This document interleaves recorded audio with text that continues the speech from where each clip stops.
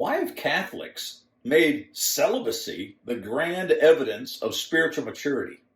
They abuse Paul's words in 1 Corinthians 7. The key to understanding 1 Corinthians 7 comes in verses 6 and 26. In verse 6, Paul admits that celibacy is not a command, yet Catholics have made it a standard of leadership. In verse 26, Paul says that his advice is based upon the distress at that moment in Corinth. His words were not intended to govern outside of that Corinthian context. Want proof? In 1 Timothy 3 and Titus 1, Paul goes out of his way to say just the opposite of 1 Corinthians 7. Marriage was required of all church leaders as evidence of their spiritual maturity. A man could not be a bishop without being married. In Genesis 2:24, God set up his overriding plan for humanity when he said, "Therefore a man shall leave his father and mother and hold fast to his wife, and they shall become one flesh." The Catholic abuse of 1 Corinthians 7 should not be allowed to overshadow God's timeless validation of marriage. What's that, you ask? Why be so divisive? Because this is not the time for unity of compromisers. The Lord is coming and he expects doctrinal holiness.